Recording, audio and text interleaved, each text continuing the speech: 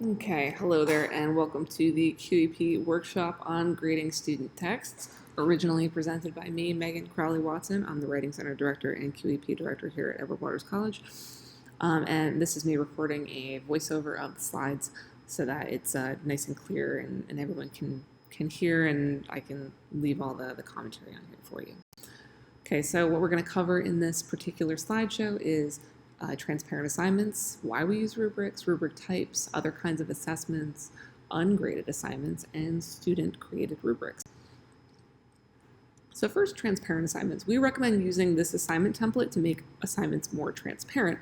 Students sometimes refer to them as mentor sheets. This is an example of a transparent assignment template, and the English professors all use these templates in all of their assignments. This is for our argumentative essay. As you can see, we have the title of the essay, we have the actual assignment written out in specific detail along with the number of points awarded. We have the purpose of the assignment, the skills the student is going to gain, the criteria for success, and usually this is where I would say see rubric, and then the topic for the essay, and then I usually drop in a specific prompt there. Here's an example of a rubric. This is our argumentative essay rubric. Okay, if you want to consult on how to construct your prompt or your assignment template or even your rubric, we can certainly help with that for writing rubrics. You can drop me an email or come by the Writing Center, and I'm happy to help you go through it. So why should we use rubrics? There are many, many reasons. Number one is actually for you. It's faster grading. Check boxes in Moodle and allow Moodle to calculate. Right? You create a rubric in Moodle, and when you go into the actual assignment, it's going to bring up all the boxes that you saw on that argumentative essay rubric, and it's going to allow you to just tick the boxes, and as you go, it will auto-calculate those grades and drop them into the Moodle gradebook for you. So it's going to be a lot faster. This also helps to mitigate instructor bias and offer a bit more consistent grading. As most of us are aware, bias does enter into our everyday decisions, and grading is no different. No matter how hard we try, no matter how much we care about our students, sometimes that bias will peek through. The longer you grade, the more likely it is to peek through as well. There are tons of studies about this. If you're skeptical, even the best instructors experience bias occasionally. So a rubric helps us to lessen that effect. Next is transparency. This allows the student to understand what you're grading for. How many times have you had this experience, right? When you were in college or even in high school or middle school, do you remember having an instructor who you wrote an essay and you got a bad grade or a grade you didn't agree with and you had no idea why? Right? That's very frustrating for the student. They don't know how to improve their skills. This doesn't help them learn the topic or the thing that you're trying to teach them. They need to know what you're grading specifically for, right? It's a reflective process. This allows students to reflect on their own writing and the process itself, because if they see the rubric, they know that there is a process to the writing and that you are looking at their process. Insight. When writing a rubric, you also have to reflect on your goals for the assignment and the goals of your teaching as well. And I have a little link down here at the bottom that offers a study that you can go learn more about, of course. Here are a couple of rubric types we're going to talk about today, just a few. Analytic and holistic. First is actually holistic because it is a simpler version of rubric. This is a holistic discussion board rubric. And as you can see, there are only 1, 2, 3, 4, 5 options for a grade. The student can get 20 points, 15, 10, 5, or 0. And you base that on the following. A full 20 points would be received if the student's response goes beyond simply answering the prompt and attempts to stimulate further thought and discussion.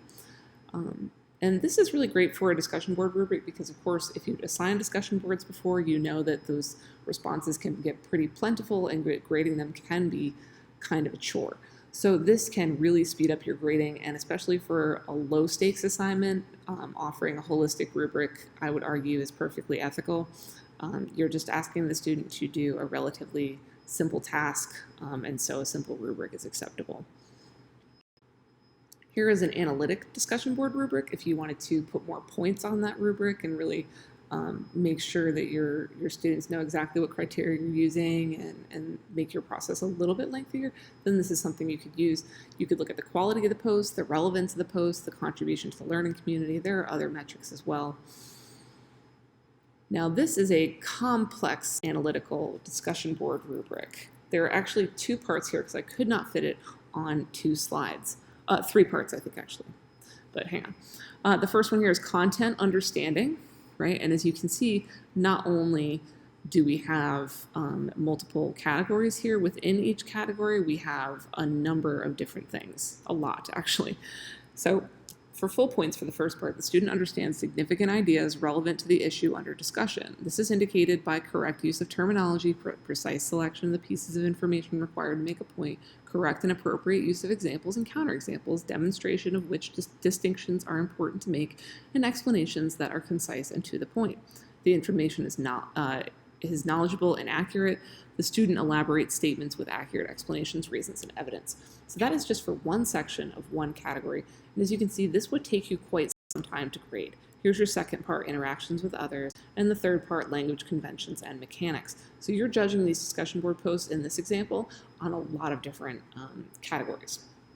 So this would be something to use if you were offering a lot of points for discussion board, and if you were really interested in having a very thorough grading process for this assignment. Okay, other assessments. First of all, just knowing we don't have to grade every assignment we give them. Now, I know that sounds like craziness to some people, but for your in-class work, for example, if you ask them to write a short paragraph, that can be an assessment in the sense that you can read that paragraph and try to figure out if the student understands the topic, if the student knows whatever it is that you're asking them. But you don't have to offer a grade for that. You can just assess the student's writing, competency, whatever, right? But you do not have to actually put a grade in the grade book. And furthermore, you don't have to tell the student that you're not putting a grade in the grade book for every single in-class assignment, right? If they ask, certainly answer the question honestly. Oh, this goes in as part of your participation grade or, whatnot. But you don't have to advertise that this isn't for a grade because you don't want to tamp down their enthusiasm about the assignment, of course. So what follows is a list of options. The QEP, by the way, does not advocate all options for all situations. You're the instructor, you're the content area expert, you're the teacher. So you need to make decisions about what's best for your class, your student that day. Okay. So we have some assignment alternatives. Here's just a list, and we'll go through each one of them. Here, first we have just yes or no, right? Credit, no credit, pass, fail, accept, revise. There are a couple of options here, and they're all used differently. Credit or no credit, you get your points or you don't get your points. Pass or fail, you pass or you fail it. Accept it or revise it. Either I accept it and I give you points for it, or I send it back to you and you have to revise it if you want points. All of these things are just a yes or no, right? And this can be quite useful. It really depends on what you're doing. If it's a low-stakes assignment, if it's... Okay, next is blanket grades, assigning the same grade to all students. This is most often seen in group projects. I will warn you, this is something students generally hate. They're not a fan of getting the same grade as everyone else on any assignment. They want to be special and significant, and that's reasonable. I will say if you're assigning a group assignment and you do want to offer blanket grades, I would suggest having some sort of caveats.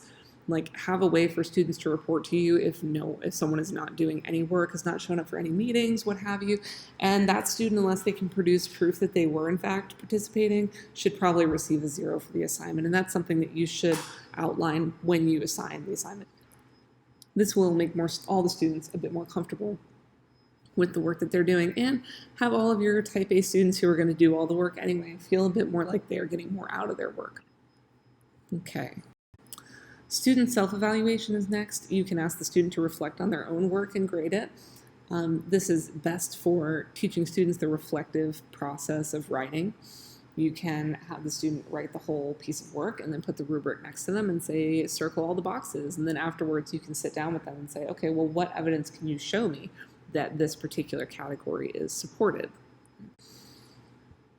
Next are negotiated grades, requiring students to negotiate about grading at the start of the course. Student and professor negotiate final grade based on assignment at the start. So before you start handing out grades at all, you would actually talk with your whole class and have them all agree on how the grading works, or you can talk to students on a one-on-one basis and have them agree about how the grading works. Achievement grading. Now this is an interesting way to go about things. Grade all work as pass-fail. Requirement for credit are stated in the assignment. Either work meets requirements or it does not, and the student grades come from how much creditable work they do. This is a way to ensure that effort is taken into account instead of just proficiency or just proficiency in standard academic edited English, right? This is something that you see in a lot of grading contracts, actually. And speaking of grading contracts, this is something that we generally recommend in grading. It's that students read and sign a contract at the start of semester and agree to abide by it. This is an example of one that we hand out in English. You can pause at any point and take a look at exactly what I'm talking about here. But we tell students ahead of time, if you meet the contract, you get the grade, regardless of what's in Moodle, right? So if you do the following things on this checklist, you will get an A. You'll see attend classes regularly, only missing 3. Be prepared to think, write, and speak, so on and so forth. To receive a B, the student has to do the following. To receive a C, and then to receive a D, F, or FN. Now, FN at Edward Waters, of course, has to trump everything else. If the student has more than 6 absences, they have to fail for non-attendance, and that is, of course, not optional. Okay. If a student has problems with attendance, we would always want to refer them to Dr. Campbell, to Academic Affairs, to deal with that, right? So just make sure that they know the grading contract will not be an end run around the attendance policy, because that is something we have to enforce. Point systems. This is another option. Points are awarded for each assignment. Students' grade is calculated dividing number of points earned by number of points possible. For example, student gets 87 points out of 115, that's a 75 or a C. Right? There is also outcome-based assessment. There's a handy little a handbook here for you from Stony Brook. There's another guide here for outcome-based grading. This is where you use your outcomes to grade directly, right? Has the student, is the student able to identify learning needs? Are they able to identify available resources, make and implement a plan, so on and so forth? So you would actually look at your particular discipline's SLOs and then figure out how you would assess those directly. Next is portfolio grading. This is something that we do in English as well. You grade a student's whole body of work after a predetermined amount of time. This is what our rubric looks like. We look for content, context of and purpose for writing, genre and disciplinary conventions, and sources and evidence. And we try to get students to that capstone level. Next is primary trait scoring. Now, this is a really important thing to think about when you're doing your grading. If you assign an essay, do you have to grade for grammar? Do you have to grade for APA? Do you have to grade for anything? And the answer is no. The answer is you can assign an assignment and choose only to grade for the content. Did the student get this information down correctly? Am I going to just ignore any grammar errors? And that is often a best approach depending upon the discipline that you're working in, right? Are you there to teach grammar, right? Are you there to teach APA format, right? Is this particular assignment the best vehicle for teaching grammar and APA assessment or APA format? And the answer is not always yes. So try and figure out exactly what you're going for. What are you trying to teach the student with this particular assignment? And then grade for that. You can, of course, use multiple trait scoring and just pick a couple of things if you want to. Let's say you want to make sure they get the content and the APA down, because APA is really important to you, or you think that this particular assignment really would be a good way to teach APA. You can just choose those 2 things and grade for just those 2 things. So you can choose as many traits as you want to in grading and grade for those things. There's nothing that says you have to grade every piece of an assignment every time, right? That's also labor intensive for you and anxiety producing for the students. Okay, next is ungraded assignments. There are many options for assessment other than grades. I have a little link here. It's an excellent resource here. Alternative to grading student writing. There are many options here. Next is student-created rubrics. Sounds pretty crazy, right? But at the beginning of your course, you would discuss your SLOs and have your students contribute some ideas. If students feel like they're actually part of the grading process, you will have a better buy-in from them. You will, of course, guide the discussion. You're still the content expert, and you want to make sure that whatever way you're grading is in line with your SLOs. But having students actually think about what the course is based on, what the outcomes they're going for are, and how they might actually achieve those can be a really generative process. And like I said, can help draw students in to what you're doing and make them feel a bit more ownership for the work that they're doing. You can, of course, write your own rubric, and we do encourage that. You can bring your rubric down to the QEP director for consultation, as long as the assignment is a writing assignment, of course. This is part of the QEP and meant to improve student writing across the disciplines. We are really interested in making sure that writing works for all students at Edward Waters, and that students and instructors here have a much easier time of accessing the sources provided, not sources, the resources provided by the QEP and the Writing Center. So if you have any questions about this, please do send an email, come down, right? I am happy to help. This version of the workshop runs quite short compared to the in-person one, because in the in-person one there's a lot of discussion, of course, about what particular assignments professors are assigning and how they're grading. There are a lot of Q&A going on. So I'm happy to sit down and expand on all that, talk about whatever assignments you want. Just come on by or make an appointment or send an email or whatever. All right.